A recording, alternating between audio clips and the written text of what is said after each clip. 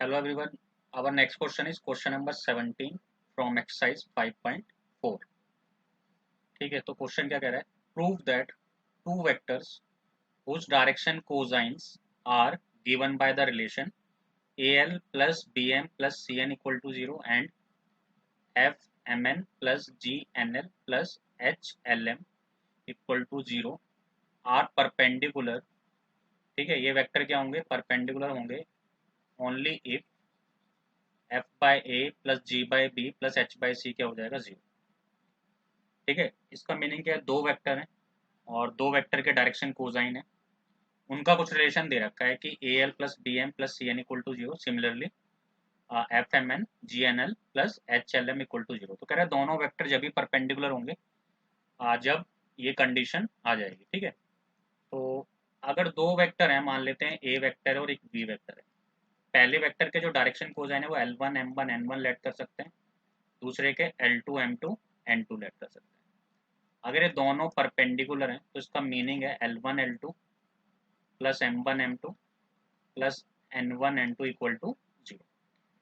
तो यहाँ से कुछ ऐसा पता चलता है। ठीक है, अगर ये परपेंडिकुलर है तो ये कंडीशन हमें लगाने पड़ेगी। ठीक है, बट उससे पहले हमें डायरेक्शन कोसाइन तो चाहिए होंगे दोनों के, तभी हम ये कंडीशन लगा सकते हैं। ठीक है, अच्छा तो स्टार्ट करते हैं फिर सॉल्यूशन इसका।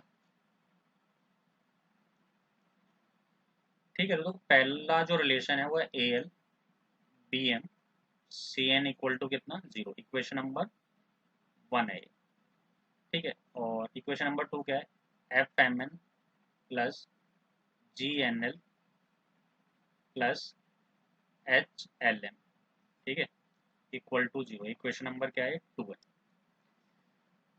ठीक है, तो क्या करते हैं, यहाँ से एन की वैल्यू निकाल लेते हैं पहले। ठीक है, या एम के भी निकाल सकते हैं, किसी भी एक वेरिएबल की वैल्यू निकाल सकते हैं। मैं एन की वैल्यू निकाल लेता हूँ। तो एन की वैल्यू आएगी minus of A L plus B M upon में सी। ठीक है, अच्छा अब क्या करना है? Substitute substitute the value of N in equation number 2। Equation number 2 में एन की वैल्यू क्या करनी है? हमें सब्स्टिट्यूट करनी है। तो वो वैल्यू सब्स्टिट्यूट करने से पहले ऐसा करते हैं, इन दोनों में एन तो कॉमन है, एन कॉमन लिख लेते हैं। ठीक है, तो ये क्या आ जाएगा? एन एफ एम प्लस जी एल और plus H L M equal to कितना? 0। अब कर देते हैं सब्स्टिट्यूट ये वैल्यू। ठीक है, तो एन की वैल्यू क्या है? Minus time of A L plus B M upon में कितना? सी। ठीक है, into F M plus ji L plus H L M equal to 0। ठीक है, एलसीएम लेते हैं और मल्टीप्लाई भी करते हैं साथ में। ठीक है, मल्टीप्लाई करते हैं तो A F M L plus A G L square plus B F M square plus B M G L. ठीक है, और सी से इसको मल्टीप्लाई करेंगे तो कितना आ जाएगा? C H L M upon में कितना? सी और इक्वल टू 0। सही है, अच्छा तो ये तो क्रॉस मल्टीप्लिकेशन में 0 हो जाएगा। ठीक है, तो हमारा बचेगा क्या? ये नेगेटिव होगा। ठीक है, ये पूरा इसको उस साइड ले चलते हैं सबको, तो ये हो जाएगा a G L square plus B F M square plus B M G L. ठीक है, ये देखो यहाँ पे नेगेटिव थे, क्योंकि नेगेटिव तो मल्टीप्लाई होगा सबसे। एक टर्म और रह गया, कौन सा? ए एफ एम एल है ना, ये नेगेटिव थे, उस साइड जाके क्या हो जाएंगे? पॉजिटिव हो जाएंगे। और ये यहाँ पे पॉजिटिव था, ये नेगेटिव हो जाएगा, है ना? राइट हैंड साइड लेगा सबको। सही है क्या? अच्छा अब क्या करना है, थोड़ा सा ध्यान देना है। ठीक है, क्या कि मैंने लिखा A G L square plus, इन सब में ज़रा ध्यान से देखा, इन तीनों में एम क्या है? कॉमन है। सही है ना, सब में एम क्या है? कॉमन है। एम कॉमन ले लेते हैं, कितना आ जाएगा? बी, एक मिनट। ठीक है, ऐसा करते हैं, सबसे एल कॉमन लेते हैं। ठीक है, एक मिनट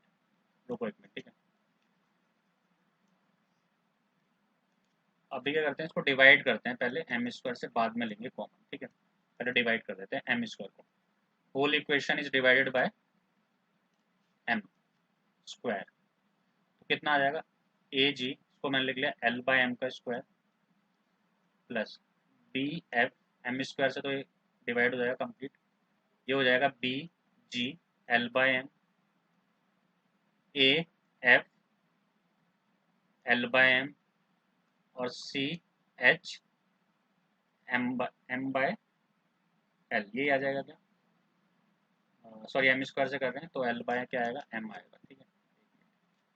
ये हो जाएगा L by M equal to कितना, 0।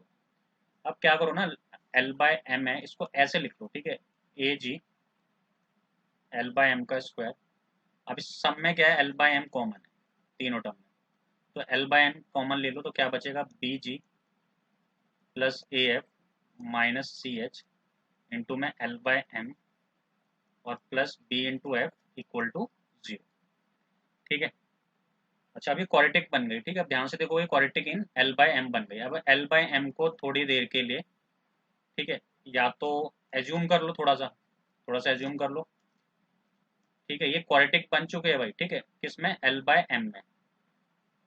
तो लिख लो given equation is quadratic in L by m, किसमें क्वाड्रेटिक है ये, एल बाय एम में क्वाड्रेटिक है, ठीक है। अब इसको एक बार फिर से लिख लेते हैं डिफरेंट कलर से, ये यहाँ में लिखा ए जी, यहाँ में लिखा A G L by M का square plus B G plus A F minus C H L by M और प्लस डी एफ, ठीक है, इक्वल टू 0। तो ये कुछ ऐसे नहीं लग रही तुम्हें इक्वेशन, ध्यान से देखो, a x square plus b x और प्लस सी इक्वल टू 0, है ना, क्वाड्रेटिक इक्वेशन बन गई। अगर ये क्वाड्रेटिक है तो ऑब्वियस इसके दो रूट होंगे, अगर ये क्वाड्रेटिक है तो ऑब्वियस इसके दो रूट होंगे। जैसे अगर इक्वेशन ये वाली होती है तो इसके रूट हम x1 x2 बोल सकते हैं, तो सिमिलरली ये वाली इक्वेशन इसके रूट क्या होंगे, L1 M1, क्योंकि पूरा x है, L2 M2, ठीक है। तो लिख सकते हो हैंस, सॉरी, ठीक है, ये लिखो तुम कि L1 M1 and L2 M2 are the roots of given equation, सही है, इस वाली इक्वेशन के रूट्स हैं, तो हम निकालेंगे प्रोडक्ट ऑफ रूट्स। क्या निकालेंगे, प्रोडक्ट ऑफ रूट्स। तो प्रोडक्ट ऑफ रूट्स क्या होता है, सबको पता है, सी बाय ए होता है, तो ये सी है और ये ए है, इसका मतलब बी इंटू एफ अपॉन में a into g, product of root a बन जाएगा। और प्रोडक्ट ऑफ रूट है क्या, l one upon M one into l two upon m two equal to b into f upon में कितना, ए जी, सही है। थोड़ा सिंप्लीफाई करते हैं इसे, L one L two upon M one M two, ठीक है, बी अपॉन में एफ, ए अपॉन में जी, ठीक है। ओके, अब क्वेश्चन में क्या चाहिए उसके हिसाब से चलते हैं। क्वेश्चन में प्रूव क्या करना है, एफ बाय ए प्रूव करना है, ठीक है, F by A, F by A prove करना है, और जी बाय बी और एच बाय सी प्रूव करना है, ठीक है। तो मैं क्या करता हूँ, ध्यान से सुनना, ठीक है, चाहो तुम इतना भी लिख सकते हो, कोई प्रॉब्लम नहीं है, ठीक है, बट यहीं पे मैनिपुलेशन कर लेते हैं। मैं क्या करता हूँ, इसको डिवाइड कैसे करता हूँ, ध्यान से देखना, L one L two M one M two, इसको एफ बाय ए चाहिए, तो मैंने क्या लिखा यहाँ पे, एफ बाय ए और इंटू बी बाय जी, सही है। तो मैं लिख सकता हूँ एल वन एल टू, इसके नीचे तो बेटा मैं लिख सकता हूँ एम, देखो एम वन एम टू की जगह मैं ये रिप्लेस कर रहा हूँ, इसको यहाँ पे लिख रहा हूँ, इसको यहाँ लिख रहा हूँ, तो ये एफ बाय ए हो जाएगा और equal to M one M two, ठीक है, m one M two into b by g हो जाएगा, ये हो जाएगी बात, ठीक है। तो मैं क्या कर सकता हूँ, l one L two upon में f by a equal to M one M two, अगर इस चीज़ को मुझे डिवाइड में लिखना है तो मैं क्या लिखूंगा, जी बाय बी लिखूंगा, इसे क्या लिखूंगा, जी बाय बी, सही है, ये रिलेशन निकाल लो, l one L two upon क्या, f by a, m one M two upon क्या है, जी बाय बी है, ठीक है। अच्छा, यहाँ तो देखो ये मैंने रिलेशन कब निकाला, जब मैंने किसकी वैल्यू निकाली थी, एन की वैल्यू निकाली थी। क्या निकाली थी, एन की वैल्यू। अब मैं दूसरे केस में क्या करूंगा, एम की वैल्यू निकालूंगा। क्या करूंगा, एम की वैल्यू निकालूंगा। तो मैं लिख देता हूँ इसे, तुम खुद भी कर सकते हो इसे ट्राई, ठीक है। Find the value of M from equation 1 and substitute in equation 2, ठीक है। Then we get, then we get, ठीक है। सिंपल सी बात है, मैं किससे देखो किसकी वैल्यू निकालूंगा, एम की निकालूंगा इस बार, और सेकंड इक्वेशन में सब्स्टिट्यूट करूंगा। दिखा देता हूँ, ठीक है। ये अपनी फर्स्ट इक्वेशन है, यहाँ से एम की निकालूंगा इस बार वैल्यू, और सेकंड में सब्स्टिट्यूट करूंगा।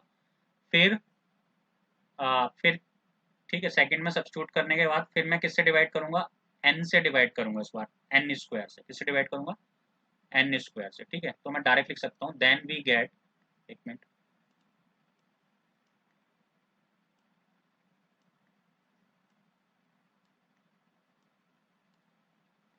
ओके, देन वी गेट, ठीक है। तो हमें क्या मिलेगा, ध्यान सुनना। तो हमें क्या मिलेगा, तो हमें मिलेगा L1 L2 upon F by A equal to N1 N2 upon F by हो गया, जी बाई बी हो गया, फिर क्या है लास्ट में अपना, यही मिलेगा। जो सॉल्व करोगे तो एच बाई सी मिलेगा। क्या मिलेगा, एच बाई सी बन मिलेगा। तो ये मिल जाएगा हमें, ठीक है। समझ गए मेरी बात, यही मिलेगा, क्योंकि जो इक्वेशन जो इस बार बनेगी वो एल बाई एन करके बनेगी, ठीक है, इस टाइप की। फिर यहाँ समथिंग होगा, यहाँ पे एल बाई एन होगा, यहाँ कुछ कांस्टेंट होगा, इक्वल टू जीरो होगा, ठीक है। तो यहाँ से हमें रिलेशन मिल जाएगा, ठीक है। तो ये रिलेशन को मैं थर्ड बोल देता हूँ इस वाले को, और इसको हम फोर्थ बोल देते हैं, ठीक है। तो from third and fourth, from third and fourth, from third and fourth क्या आएगा, L1 बाय L2 अपॉन में f by A, M1 upon M2 upon में जी बाय सी, जी बाय क्या है, एक मिनट, बी, जी बाय क्या है, बी, और N1 N2 क्या हो जाएगा, H by C equal to, मैं से के ऐड कर लूंगा। तो L1 L2 की वैल्यू क्या आ जाएगी, के times F by A. Similarly M1 M2 की वैल्यू क्या आ जाएगी, के टाइम्स जी बाय बी, और N1 N2 की क्या वैल्यू आ जाएगी, के टाइम्स एच बाय सी। सही है। अब हमें पता है कि ये इसने बोल रखा है कि तो दोनों वेक्टर हैं उसके डायरेक्शन को है L1 M1 N1, और दूसरे के L2 M2 N2, वो दोनों परपेंडिकुलर है, ठीक है। तो मैं लिखूंगा given vectors with direction cosine L1 M1 N1 and L2 M2 N2 are perpendicular, ठीक है। अगर ये परपेंडिकुलर हैं तो L1 L2 plus M1 M2 plus N1 N2 equal to zero है। सही है। तो L1 L2 की वैल्यू क्या है, के टाइम्स, के कॉमन ले लेते हैं सब में से, ठीक है, एफ बाई ए आएगा, फिर ये के टाइम्स जी बाई बी आएगा, ठीक है, जी बाई क्या आएगा, बी आएगा, और ये एच बाई क्या आएगा, सी आएगा, इक्वल टू जीरो, ठीक है। तो के तो एक स्केलर है, वो तो जीरो नहीं होगा, ठीक है। तो ये क्या हो जाएगा, F by A G by B, और एच बाई सी क्या हो जाएगा, जीरो हो जाएगा, हेंस ट्रू, ठीक है। अब इसमें एक चीज याद रखो, ठीक है, या तो हम पूरी इक्वेशन को सॉल्व कर लें या फिर ऐसा लिख दें सिमिलरली, तो भी अपनी बात बन जाएगी, ठीक है। बट ये याद होना चाहिए कि यही आएगा, ठीक है।